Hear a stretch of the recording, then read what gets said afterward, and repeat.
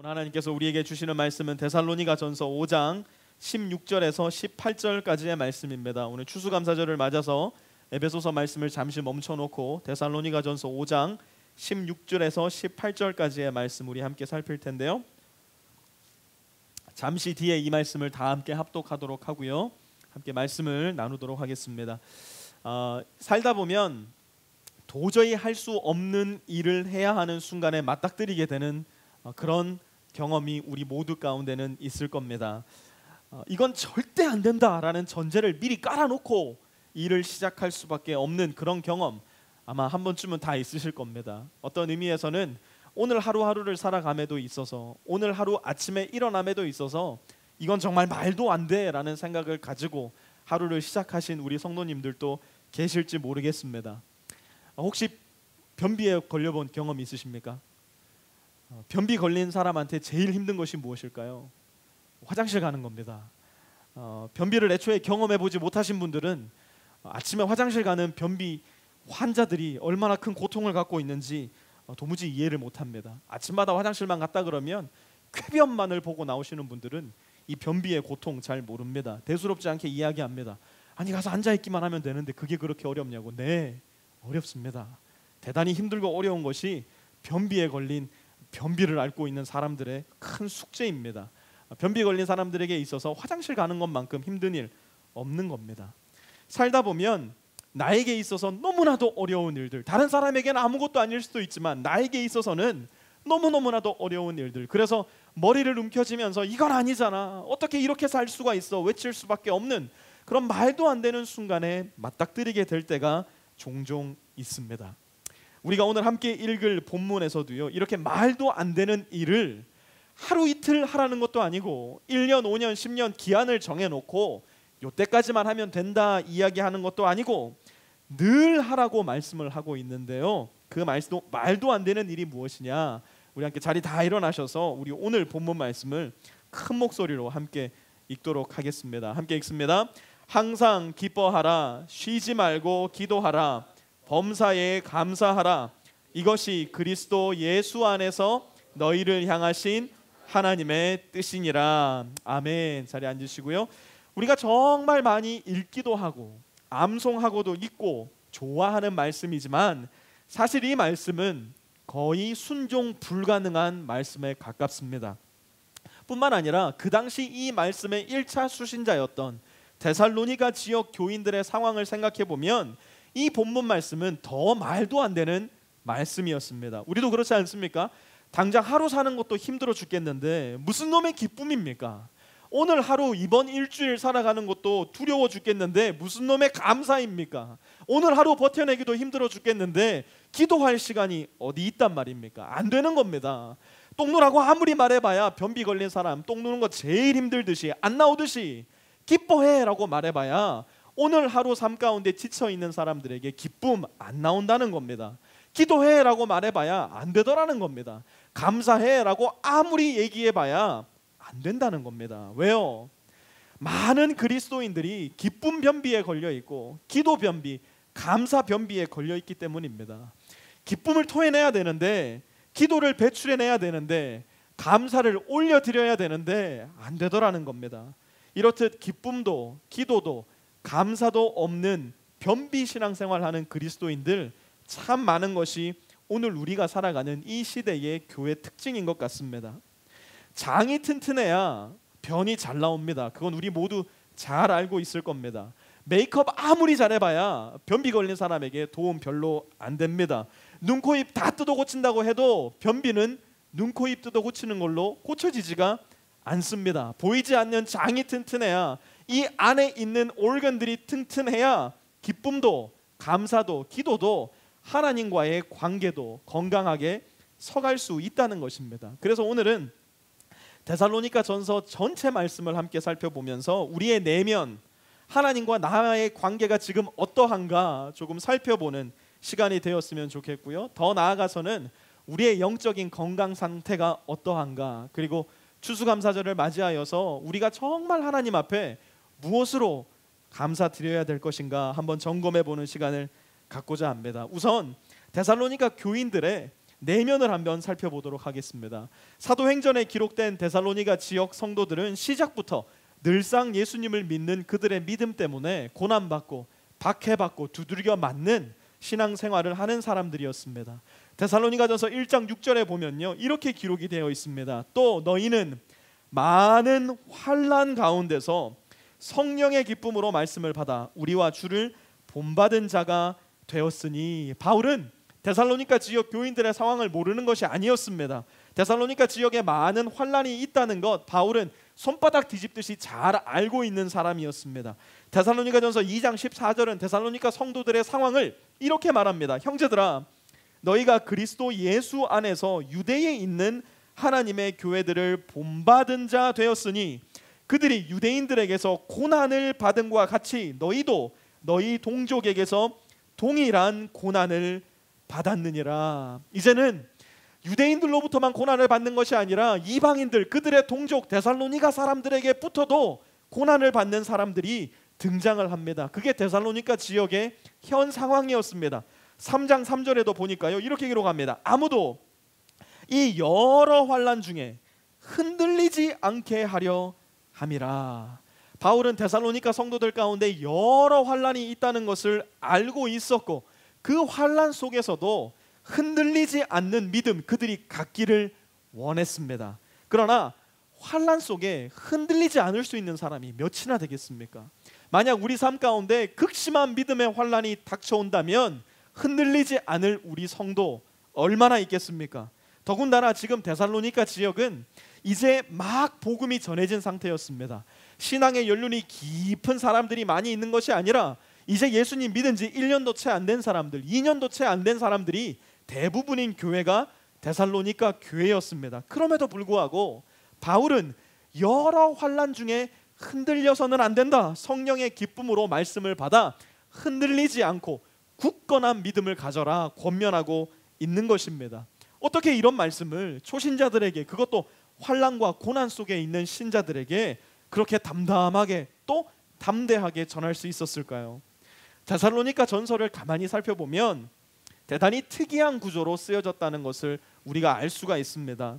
각 장의 마지막 부분에 가서 보면요, 똑같은 단어가 반복적으로 등장을 한다는 것을 우리가 알 수가 있을 텐데요. 그 단어가 무엇인지 제가 각 장의 마지막 부분을 읽어드릴 테니까 여러분이 제가 읽어드리는 그 사이에 한번 찾아보시기를 바랍니다. 1장 10절을 스크린으로 함께 보도록 하겠습니다. 또 죽은 자들 가운데서 다시 살리신 그의 아들이 하늘로부터 강림하실 것을 너희가 어떻게 기다리는지를 말하니 이는 장래의 노하심에서 우리를 건지시는 예수시니라. 2장의 마지막으로 갑니다. 2장 19절요. 우리의 소망이나 기쁨이나 자랑의 면류관이 무엇이냐? 그가 강림하실 때 우리 주 예수 앞에 너희가 아니냐. 3장의 마지막으로 갑니다. 3장 13절요. 너희 마음을 굳건하게 하시고 우리 주 예수께서 그의 모든 성도와 함께 강림하실 때에 하나님 우리의 아버지 앞에서 거룩함에 흠이 없게 하시기를 원하노라. 4장으로 갑니다. 4장 16절요. 주께서 호령과 천사장의 소리와 하나님의 나팔 소리로 친히 하늘로부터 강림하시리니. 5장 23절. 평강의 하나님이 친히 너희를 온전히 거룩하게 하시고 또 너희의 온 영과 혼과 몸이 우리 주 예수 그리스도께서 강림하실 때에 흠 없게 보존되기를 원하노라. 모든 장 마지막 부분에 반복되는 단어를 여러분 찾으셨습니까? 쉽지 않게 찾을 수 있을 겁니다. 바울은 강림이라는 단어를 예수 그리스도의 다시 오심이라는 단어를 의도적으로 계속적으로 반복해서 말하고 있습니다. He's coming back. He will return. 주님께서 다시 오실 거라는 것을 계속해서 데살로니가 교인들에게 이야기하고 있는 겁니다. 그러면서 바울이 각 장의 마지막 부분에서 통일하게 전하고 있는 메시지가 무엇인가? 데살로니가 교회 교인들을 비롯해서 초대교회 모든 성도들에게 분명히 심어주고자 했던 하나님의 뜻이 무엇인가? 고난 속에서, 환난 속에서 성도들은 예수님을 기다려야 된다는 겁니다. 예수님의 다시 오심을 믿어야 된다는 것입니다. 예수님의 강림하심을, 예수님의 다시 오셔서 우리를 구해내심을 믿어야 된다는 겁니다. 왜요? 예수님은 반드시 다시 오시니까요. 그걸 어떻게 우리가 알고 확신할 수 있습니까? 예수님이 직접 다시 오시겠다 말씀하셨기 때문입니다. 우리 안에 마치 변비와도 같이 켜켜이 쌓여 있는 도저히 입 밖으로 나오지 않는 기쁨과 기도와 감사가 회복되기 위해서는 우리에게 있어야 할 필수적인 지식과 믿음이 필요한데, 그것이 무엇이냐? 우리 안에 예수님의 죽으심과 예수님의 부활하심과 예수님의 살아계심, 그리고 다시 오심, 예수님의 재림에 대한 분명한 지식과 믿음이 우리에게는 필요하다는 것입니다. 오 주 예수여 오시옵소서라는 진실된 고백이 우리 마음 가운데는 필요하다는 것입니다. 여러분, 성경의 가장 마지막 책인 요한계시록이 어떻게 끝나는지 여러분 아십니까? 요한계시록 22장 20절 한번 보시기 바랍니다. 예수님이 말씀하십니다. 내가 진실로 속히 오리라 하시거늘 모든 성도들이 말합니다. 아멘. 주 예수여 오시옵소서. 기쁨과 기도와 감사가 마치 쾌변처럼 터져나오기 위한 우리의 신앙 고백이 무엇이냐? 예수님이 내가 진실로 속히 오리라 말씀하실 때 우리 모든 성도들이 마음을 활짝 열고 두 손을 들어 아멘 주 예수여 오시옵소서 고백할 수 있는 그 신앙의 고백, 이것을 아는 사람, 이것을 믿는 사람, 영혼 가운데 이러한 확신이 있는 사람이 할 수 있는 것이 무엇인가? 첫 번째, 오늘 본문, 그때서야 우리는 기뻐할 수 있습니다. 예수님의 다시 오심을 알고 믿을 때에서야 우리는 비로소 기뻐할 수 있습니다. 여러분, 기쁨이라는 것은요 숨길 수가 없습니다. 마치 송곳과도 같은 것이라서 기쁨이라는 것은 우리 마음 가운데, 우리 얼굴 가운데서 숨길 수가 없는 겁니다. 기쁨이라는 것은 지금의 고통을 초월하는 겁니다. 비교할 수 없는 절대적인 기쁨과 영원한 기쁨이 우리 안에 있을 때 세상에 그 어떤 환난이나 고통이나 어려움이 내 삶에 있을지라도 그 비교할 수 없는 기쁨이 우리 삶 가운데 터져 나오는 겁니다. 세미한 교회를 사임하고 우리 프리스코 세미한 교회를 개척할 때 제가 담당했던 청년부 지체들에게 당부했던 이야기가 있었습니다. 새롭게 세워지는 목사님의 리더십을 따라서 세미한 청년부를 계속 건강하게 만들어가 달라고, 예수님 잘 믿는 청년 공동체 되어 달라고, 그리고 1년 동안은 아쉽고 섭섭해도 무슨 일이 있어도 나에게 연락하지 말고 만나지도 말자고. 제가 이렇게 이야기하니까요 청년들이 막 엄청 섭섭해하고, 제가 아무리 이렇게 얘기했어도 목사님 만나고 싶어요 전화하고 막 찾아오고, 저 그럴 줄 알았습니다. 그런데 아무도 연락도 안 하고 아무도 찾아오진 않습니다. 애초에 그런 얘기를 안 했어도 어차피 안 올 텐데 괜히 쓸데없는 말을 해서 요즘은 좀 부끄럽기도 합니다. 그런데요, 무슨 일이 있어도 연락하지 말라고, 찾아오지도 말라고 부탁을 들은 채 만체하고 연락을 하는 지체들이 있어요. 연락을 하는 청년들이 있어요. 만나야 된다고, 목사님 지금 당장 만나야 된다고 연락이 오는 청년들이 있습니다. 어떤 청년들인 줄 아세요? 결혼하는 청년들이에요. 결혼하는 청년들. 너무 중요한 이야기라서 전화나 문자로는 안 된대요. 꼭 만나야 된다고 해서 약속을 잡고 무슨 일인가 불안한 마음으로 만나보면 얼굴에 막 기쁨이 넘쳐요. 옛날 유행가 가사처럼 손대면 톡하고 터질 것 같은 그 막 기쁨이 얼굴에 막 넘쳐나요. 무슨 일이니 물어보기도 전에 목사님 저희 결혼 날짜 잡았다고, 누구누구 형제와 누구누구 자매와 결혼하기로 했다고 기쁨에 넘치는 소식을 막 전하는 겁니다. 그래서 너 지금 어떻게 지내니? 뭐하고 지내니? 회사 그만뒀대요. 아무런 수입도 없대요. 막 앞으로 어떻게 될지도 모르겠대요. 그런데도 너무 기쁘다는 거예요. 너무 즐겁다는 거예요. 왜요? 평생을 함께 살아갈 배우자를 만나게 되어서 내 삶에 어떤 어려움이 있어도 그 기쁨이 있다 보니, 그 절대적인 기쁨이 있다 보니 내 삶의 모든 어려움들을 뚫고 통과해 버리는 거예요. 그 기쁨이 그들의 얼굴에, 그들의 입술에, 그들의 마음에 막 넘쳐나는 게 보이는 거예요.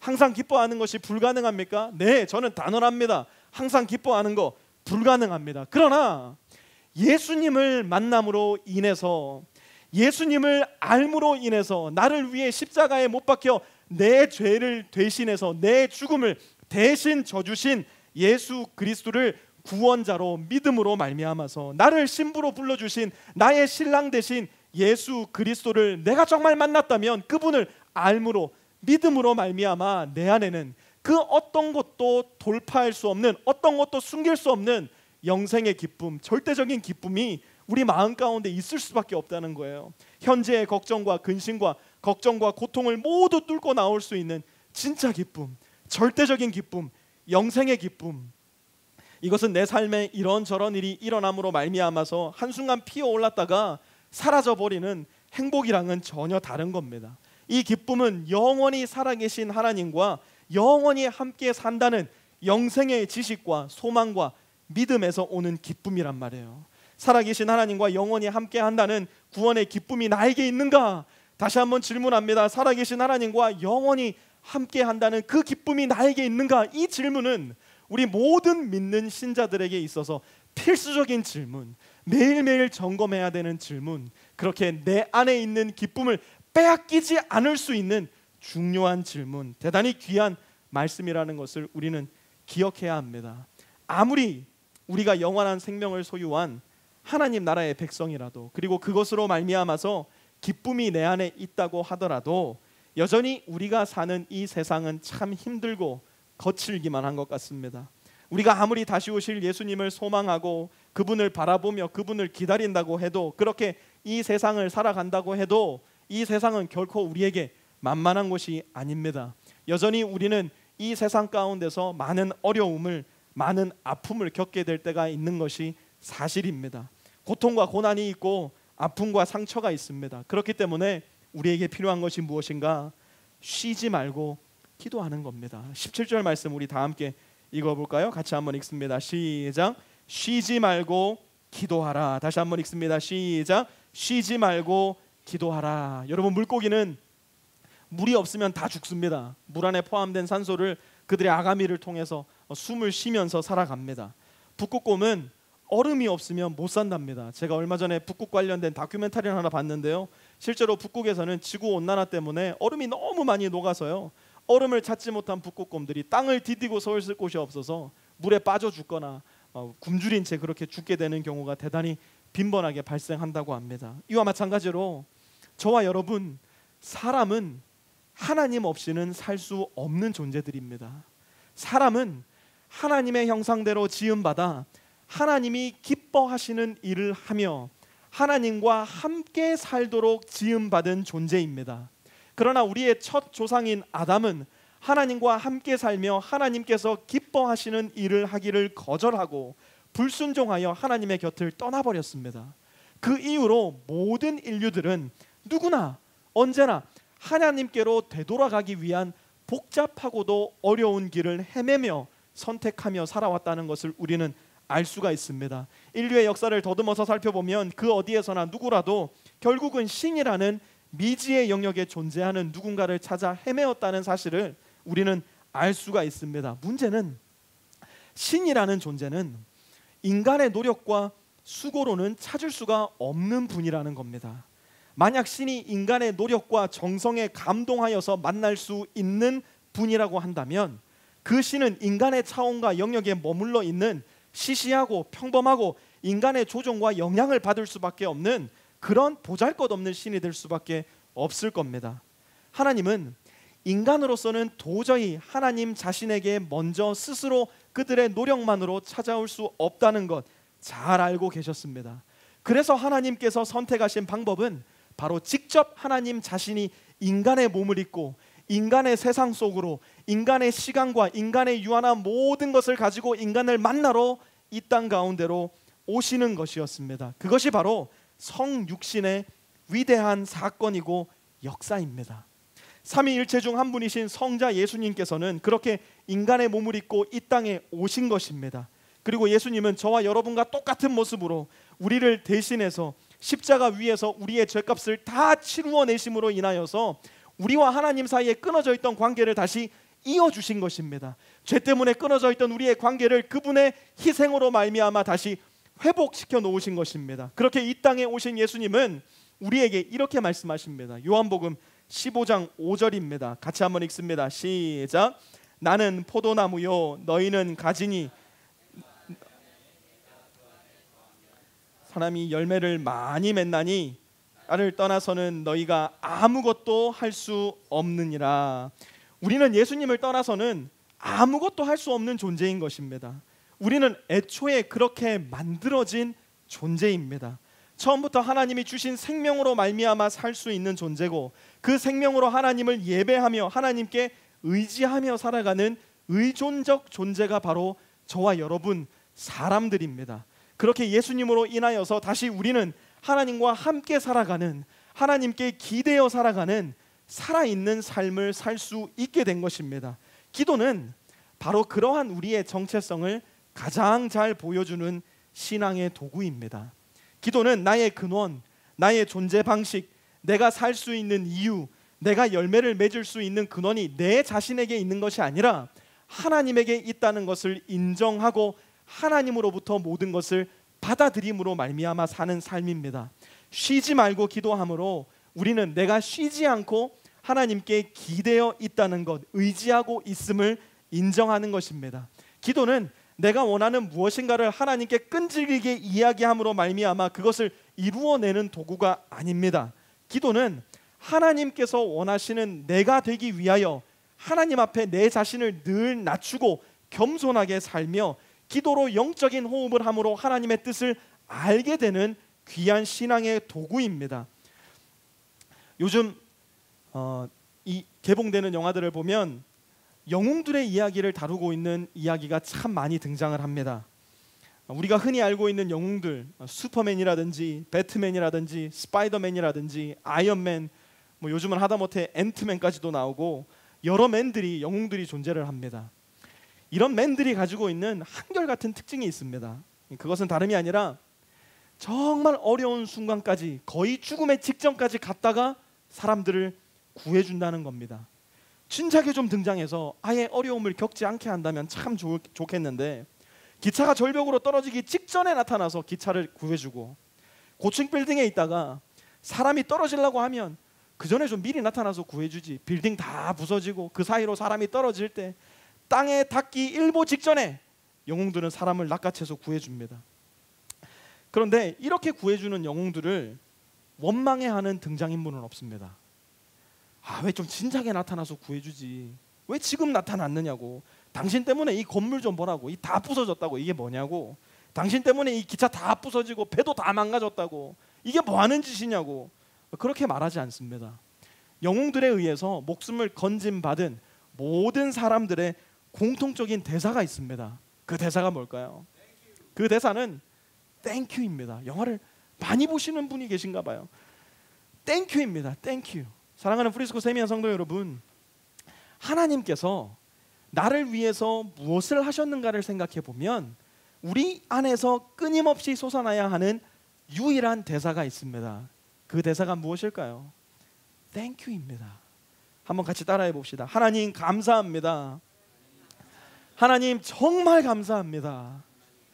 이것밖에는 없습니다. 하나님께서 우리에게 하신 일들을 기억할 때, 그래서 사도 바울은 말합니다. 18절입니다. 첫 번째 문장만 함께 봅니다. 범사에 감사하라. 범사에 감사하라. 여러분, 범사에 감사하는 건 역시 불가능합니다. 우리의 일상을 한번 둘러보시기 바랍니다. 더 멀리 갈 것도 없이 오늘 아침부터 지금까지의 우리 삶을 한번 가만히 돌아보시기 바랍니다. 범사에 감사할 만한 제목이 우리 안에 어디가 있습니까? 하루하루 삶을 유심히 살펴보면 감사의 제목보다는 불평, 불만의 제목 아마 더 많은 것이 저와 여러분의 삶일지도 모릅니다. 인생의 포커스가, 나의 관심이, 내가 바라보는 포커스가 내 삶의 어려움에 있다면, 오늘 하루 내가 겪고 있는 내 삶의 걱정과 환난과 고민 가운데 있다면 우리 마음 가운데서 자연스럽게 솟아나는 고백은 불평과 불만입니다. 그러나 내 인생의 포커스가 습관적으로, 내 인생의 포커스가 자연적으로 하나님께서 내 삶 가운데 무슨 일을 하셨는가에 맞추어져 있다면 내 마음 가운데 솟아나는 고백은 감사의 고백이 될 수밖에 없습니다. 하나님께서 나를 위해 무엇을 하셨는가, 하나님께서 나를 위해 무슨 일을 하실 것인가에 초점을 맞춘다면 우리의 고백은 감사의 고백이라는 것입니다. 골로새서 1장 12절에서 14절은 골로새 교인들에게 무엇으로 감사해야 되는지 이렇게 사도 바울은 말씀하고 있습니다. 우리로 하여금 빛 가운데서 성도의 기업의 부분을 얻기에 합당하게 하신 하나님께 감사하게 하시기를 원하노라. 왜? 그가 우리를 흑암의 권세에서 건져내사 그의 사랑의 아들의 나라로 옮기셨으니 그 아들 안에서 우리가 속량 곧 죄 사함을 얻었도다. 하나님께서 우리를 위해서 무엇을 하셨는가? 이 말씀에 보니까 우리를 흑암의 권세에서 건져내셨다는 거예요.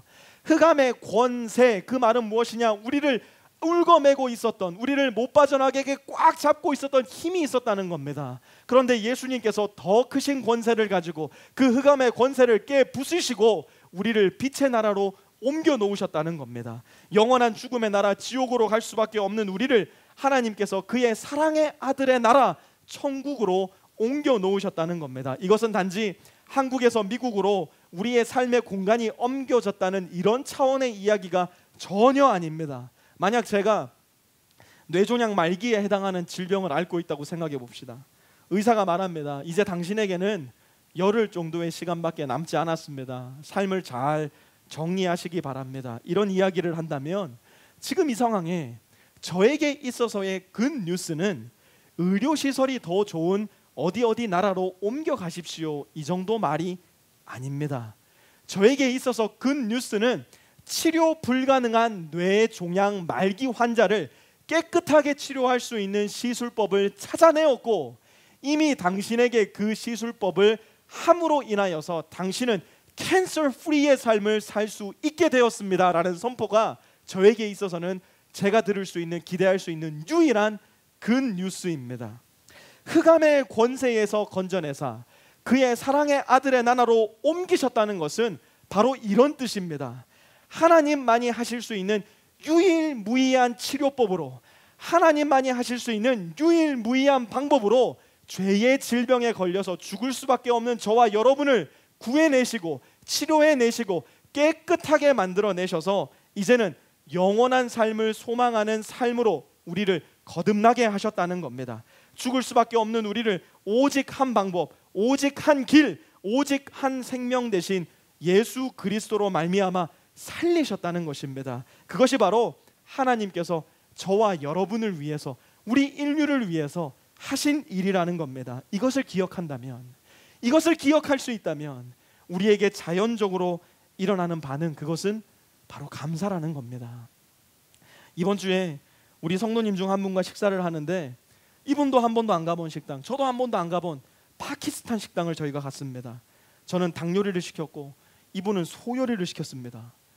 맛있게 먹고 나서 식당 문을 나서는데 우리 두 사람이 이런 말을 했습니다. 다음에는 여기서 만나지 말고 지난번 만났던 거기서 만납시다. 이런 얘기를 하면서 우리가 헤어졌습니다. 음식이 별로 입에 맞지 않았다는 얘기입니다. 이분과 헤어지고 나서 차를 타고 가는데요, 문득 제 마음 가운데 이런 생각이 들었습니다. 소도 있고 닭도 있고 좋은 사람도 있는데 감사만 없구나. 누군가에게 이 음식은 너무나 귀하고 너무나 맛있는 진수성찬과도 같은 음식일 텐데 너무나 먹는 것에 풍족한 나는 이 맛있는 음식을 앞에 놓고서도 감사하지 못하고 다음엔 저기 나갑시다, 이런 어리석은 이야기를 하고 있구나. 풍족함이 계속되면, 누림이 계속되면, 배부름이 계속되면 식욕도 줄어들고 맛도 사라져 버립니다. 그리스도인의 삶 가운데에 시시때때로 펼쳐지는 삶의 고난과 고통, 예수 그리스도를 믿음으로 말미암아서 내 삶 가운데 만나게 되는 삶의 어려움들, 오히려 그것들이 우리의 인생을, 우리의 신앙을 더욱더 비옥하고 아름답게 만들 수 있는 감사의 이유가 될 수도 있음을 우리는 기억해야 합니다. 다시 한번 본문으로 돌아가 봅니다. 항상 기뻐하라, 쉬지 말고 기도하라, 범사에 감사하라. 고난과 환난 가운데 있었던 데살로니가 교인들을 향한 말씀치고는 어떤 면에 있어서 지나치리만큼 잔인한 말씀처럼 들립니다. 이 성도들은 지금 아픔 가운데 있는데 위로해 줬으면 좋겠는데, 이 성도들은 지금 고난 가운데 있는데 무엇인가 격려해 줬으면 좋겠는데 그것이 아니라 항상 기뻐하래요, 범사에 감사하래요, 쉬지 말고 기도하래요. 너무 잔인한 말씀 같아요. 뿐만 아니라 너무 평범한 말씀 같아요. 그러한 어려움이 있으면 하나님께서 곧 도우시리라, 무엇인가 큰 거 한 방이 너희 삶 가운데 온다, 조금만 기다려봐라, 이런 얘기해 줬으면 좋겠는데, 좀 더 자극적이고 화끈한 말씀이 있었으면 좋겠는데 너무 실망스러운 말씀 바울은 데살로니가 교인들에게 이야기합니다. 사랑하는 프리스코 세미한 성도 여러분, 제가 누차 말씀드리지만 하나님의 뜻은요, 화끈하고 요란하고 자극적이고 눈에 잘 띄지 않는 곳에 있는 경우가 훨씬 더 많습니다. 일상적인 삶 가운데 비록 내 삶이 조금 모자라고, 비록 내 삶이 조금 힘들고 궁핍하고, 다른 사람들과 비교해 보았을 때 내 삶이 조금 화려하지도 특출나지도 않을지라도, 하나님 왜 내 인생은 이 모양 이 꼴이에요? 하나님 왜 나는 오늘도 내 삶이 이래요? 불평하지 않고 오히려 죽을 수밖에 없었던 나를, 지옥에서 나의 영원한 삶을 보낼 수밖에 없었던 나를 그 가운데서 건져내어 주시고 사랑의 아들의 나라로 옮겨주신 그 은혜로 말미암아 기뻐하고, 나를 살려주신 그리스도로 말미암아 즐거워하고, 나는 이 세상 가운데 주님 없이는 못 산다고, 주님 의지하지 않고는 단 하루도 살 수 없다고 기도함으로 나아가고, 비록 나는 람보르기니 타고 다니지 못하지만, 비록 나는 멋진 하우스에 살지는 못하지만, 비록 나는 당장 이번 한 달 살아갈 비용도 걱정하며 살아가야 되지만, 그럼에도 불구하고 모든 일에 합력하여 선을 이루시는 하나님을 믿고 신뢰함으로 말미암아 감사하는 삶을 살기로 선택하는 것, 그것이 무엇이냐? 오늘 본문 18절 다시 한번 보세요. 이것이, 같이 한번 읽습니다. 시작. 그리스도 예수 안에서 너희를 향하신 하나님의 뜻이니라. 일상 가운데 기뻐하며 기도하며 감사하기로 선택하는 삶, 그것이 예수 안에서 우리를 향하신 하나님의 뜻이라는 겁니다. 제 딸은 저에게 선물을 주는 걸 참 좋아합니다. 이번 주에도 저녁에 제가 집에 들어오니 선물이랍시고 뒷춤에 무엇인가를 이렇게 숨기고 있었습니다. 활짝 웃음을 지으면서 선물을 꺼내놓는데 자기가 만든 카드였습니다. 별로 예쁜 카드가 아니었습니다. 별로 잘 만든 카드도 아니었습니다. 안에 내용을 보니까 I love mom이라고 쓰여 있었습니다. 사실은 저를 위한 카드도 아니었습니다. 그럼에도 불구하고 그걸 받고 제가 막 감동받은 척했어요. 한이야 너무 잘 만들었다, 너무 예쁘다, 너무 고마워 이야기해 줬습니다. 그게 참 좋았나 봐요. 그 다음 날부터도 날마다 선물을 가지고 옵니다. 한이가 가지고 오는 선물이 뭐냐, 뭐 이런 겁니다. 작은 상자 안에 자기가 옆구리 까다가 벗기 귀찮아서 그냥 내버려 놓은 귤 넣어가지고 저한테 가지고 옵니다. 까보면 다 말랐어요. 먹지도 못해요. 그런데도 막 기뻐하는 척을 해줍니다. 또 하루는 왔더니 자기가 냉장고에 붙이는 뭘 만들었다면서, 아빠 선물이라면서 예전에 사무실에 있을 때 냉장고에 붙여놨던 그걸 보고서는 아빠 거기다 붙여놓으면 돼 하면서 주는데요, 붙여놓을 냉장고도 없고 봤을 때 붙여놓고 싶지도 않은 정말 잘 못 만든 그런 것을 가지고 온 거예요. 그럼에도 불구하고 막 기뻐해 줬어요. 너무 좋아하는 거예요. 그랬더니 선모 장난감을 또 상자에 넣어가지고 가져오기도 하고요, 어떤 때는 저로서는 도저히 이해할 수 없는 그림을 그려서 가지고 오기도 합니다. 저는 그때마다 제 딸에게 이야기해요. 한이야, 오늘 엄마 말씀 잘 들었어? 오늘 선모랑 착하게 잘 놀았어? 책은 책꽂이에 꽂아놨니? 학교 가서 친구들이랑 싸우지는 않았고? 학교 갔다 와서 손은 씻었니? 저는 한이에게 이렇게 작고 일상적인 일들을 물어봅니다. 그런데 한이는 그런 거엔 별 관심이 없어요. 뭔가 특출나고 재미나고 자극적인 것을 자꾸만 하고 싶어 합니다. 그런데 여러분, 아빠인 여러분들 다 아시듯이, 엄마인 여러분들 다 아시듯이 아빠의 뜻은요, 한이를 향한 저의 마음은요, 날마다 되풀이되는 구한이라는 인생을 통해서 그의 일상생활 속에서 아빠 엄마 말씀에 순종하고 아빠 엄마와 함께 사는 것을 기뻐하고 감사하고, 필요한 것이 있을 때마다 착하고 예쁘게 그것을 요청하는 것입니다. 평범하고 일상적인 것들을 무시하고 화창게 여기고 순종하며 성실하게 사는 것, 선모에게 자기 장난감을 나누어 주는 것, 엄마 말씀에 순종하고 이빨 닦고 손 씻는 것을 중요하게 생각하지 않는다면, 저희 딸이 아무리 큰 선물을 저에게 들고 오더라도 저는 딸의 인생을 보면서 마음에 기쁨이 없을지도 모릅니다. 그러한 모든 것들보다 제가 저의 딸과 아들에게서 듣고 싶은 감사의 제목은 이런 겁니다. 아빠, 이거 해줘서 나 참 아빠한테 고마워요. 아빠, 저거 나한테 해주셔서 참 고마워요. 이런 거 아닙니다. 제가 정말 듣고 싶은 제 자녀로부터의 감사의 제목, 그것은 아빠가 내 아빠라서 참 고마워요. 내가 아빠의 딸이라는 게 참 고마워요. 제가 듣고 싶은 감사의 제목은 이러한 감사입니다. 우리가 믿고 있는 우리를 향한 하나님의 뜻도 이와 같지 않겠습니까? 뭔가 특출나고 뭔가 특별하고 자극적이고 큰 거 한 방을 노리고 신앙생활 하는 것, 그것이 아니라 주님 안에 살아감으로 말미암아 날마다 구원의 감격을 내 안에 되뇌이고 나를 구원해 주신 하나님의 은혜에 항상 기뻐하고, 하나님, 난 하나님 없이는 단 하루도 살 수 없어요.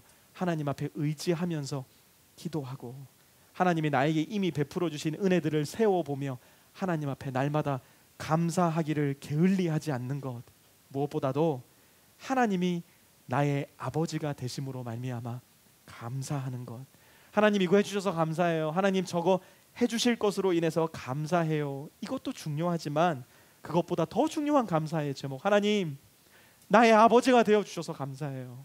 하나님 내가 하나님의 자녀라는 것 때문에 하나님께 너무너무 감사해요. 이 제목으로 하나님의 마음을 기쁘시게 할 수 있는 그러한 자녀된 우리라는 것 기억하는 우리 성도들. 변은 하루에 최소한 한 번 매일 반복적으로 보아야 건강합니다. 그렇죠? 변은 특별하지도 특출나지도 자극적이도 않은 지극히 일상적이고 평범한 활동이지만 이 지극히 일상적이고 평범한 활동을 통해서 우리의 건강이 어떠한지를 스스로 체크해 볼 수가 있습니다. 기쁨도 기도도 감사도 우리 그리스도인들에게는 사실 지극히 일상적이고 지극히 평범한 활동입니다. 나의 신앙생활 가운데에, 나의 일상의 삶 가운데에 기쁨이 있는가, 기도가 있는가, 감사가 있는가, 이 질문은 하나님과 나와의 관계가 어떠한가, 나의 신앙생활이 건강한가를 측정해 볼 수 있는 대단히 중요한 도구입니다. 주님 안에 붙어 있겠다는, 주님 없이 나는 못 살겠다는 이 귀한 고백, 계속적으로 하나님께 올려드리는 구원의 감격으로 인한 기쁨, 이미 나를 위해 하신 일들을 기억함으로 말미암아 하나님 앞에 올려드리는 감사. 변비에 걸린 사람 마냥 기쁨도 기도도 감사도 안 하고 안으로만 꾹 누르고 삭히는 사람, 너무너무 눌러놔서 이제는 내 신앙생활에 아무런 기쁨도 발견할 수 없고 하나님께 기대려는 기도도 포기한 지 오래고, 그러다 보니 주님께서 날 위해 무엇을 하셨는지 기억도 안 나 감사할 수도 없는 삶 사는 것이 아니라 날마다 일상의 삶 가운데에 기쁨도 감사도 기도도 매일매일 하나님 앞에 마음껏 올려드릴 수 있는, 변비 신앙생활이 아닌 기쁨의 신앙생활 할 수 있는 우리, 기도의 신앙생활 할 수 있는 우리, 감사의 신앙생활 할 수 있는 우리. 그래서 우리가 그토록 하고 싶어하는 그 한 가지, 주님의 뜻을 이루기 원합니다. 이것이 그리스도 안에서 너희를 향한 하나님의 뜻이니라. 날마다의 삶을 통해 하나님의 뜻을 이루어낼 수 있는 우리 모든 프리스코 세미한 성도들 다 되시기를 우리 구주 예수 그리스도의 이름으로 간절히 축원합니다. 우리 이 시간 함께 기도할 텐데요, 이 시간에는 이번 1년을 한번 다시 한번 돌아보시기 바랍니다. 하나님께서 날 위해서 무슨 일을 하셨는가, 하나님께서 날 위해서 어떤 은혜를 베풀어 주셨는가, 하나님이 우리 가정 가운데에, 나의 직장 가운데에, 나의 학업 가운데에, 또한 나의 인간관계 가운데에 어떤 일로 행하셨는가 한번 되뇌어 보시기 바랍니다. 그리고 만약 여러분이 올려드리지 못한 감사의 제목들이 있다면, 하나님 제가 미리 감사했어야 되는데 감사하지 못하고 잊고 있었음을 용서해 주십시오. 주님 앞에 이것으로 인하여, 주님 앞에 저것으로 인하여, 더 나아가서 주님이 나의 아버지가 되심으로 인하여, 나를 자녀 삼아 주심으로 인하여 주님 앞에 감사합니다. 나의 기도를 받아 주십시오. 감사의 제목으로 하나님 앞에 올려드리는 시간 갖기를 원합니다. 함께 기도합니다.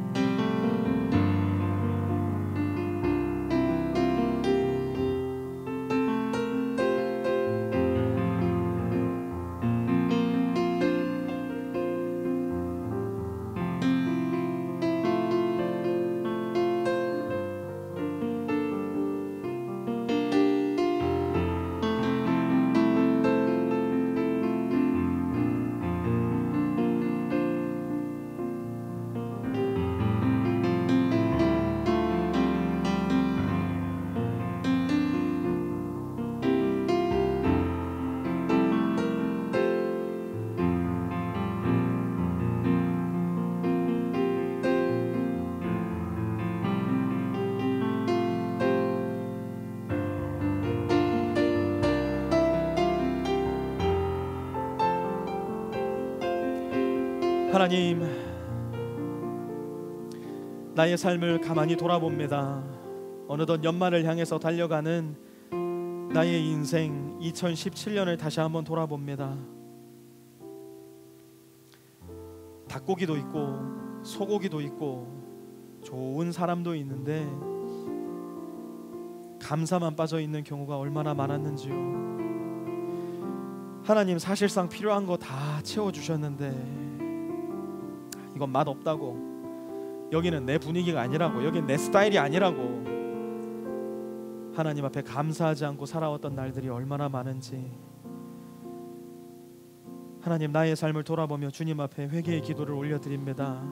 주님, 용서해 주십시오. 마땅히 하나님 앞에 감사해야 할 일상의 감사의 제목들 놓치고 살았음을 용서해 주시고, 마땅히 하나님 앞에 감사했어야 할 그때 우리 가정의 그 히스토리, 그때 마땅히 감사했어야 할 그 사람과의 관계 가운데 일어났던 바로 그 사건, 그리고 무엇보다 나를 자녀 삼아 주신 하나님의 그 은혜를 향한 감사, 하나님이 내 아버지가 되어 주심을 인한 그 감사, 주님, 너무나 많이 놓치고 살았습니다. 용서해 주십시오. 오늘 말씀 받자와 하나님을 향하여 내 일상 가운데에 기뻐할 수 있는 삶을 살기를 원하고, 주님 없이 나 못 산다고 주님께 의지하는 기도 올려드리는 삶을 살기로 다짐하며, 이미 주님께서 내 삶 가운데 이루어 놓으신 그 크신 사건을 기억하며 감사하기로 작정하기를 원하오니, 내 마음 가운데 감사의 제목들, 기쁨의 제목들, 기도의 제목들이 쉴 새 없이 솟구쳐 나올 수 있도록 주님 도와주시고, 내 안에 성령의 충만함 허락하여 주시어서 기쁨의 제목도 끊기지 아니하며 감사의 제목도 끊기지 아니하며, 무엇보다 기쁨의 센서가, 감사의 센서가 꺼지지 아니하는 우리의 삶, 기도로, 기쁨으로, 기도로, 감사로 나아갈 수 있는 우리 모든 프리스코 세미한 성도들 다 될 수 있도록 주님 인도하여 주시옵소서. 이제는 우리 주 예수 그리스도의 은혜와 하나님 아버지의 무한하신 사랑하심과 성령의 내주교통하심이 오늘 이 자리에 머리 숙여 하나님께 예배드리며 기쁨을 회복하기로 다짐하고, 기도와 감사를 회복하기로 다짐하고, 이 귀한 교회를 떠나가는 우리 모든 프리스코 세미한 성도들 머리 위에와 그들의 가정 위에, 직장 위에, 모든 관계들 위에 이제로부터 영원까지 함께하옵시기를 간절히 축원하옵나이다. 아멘.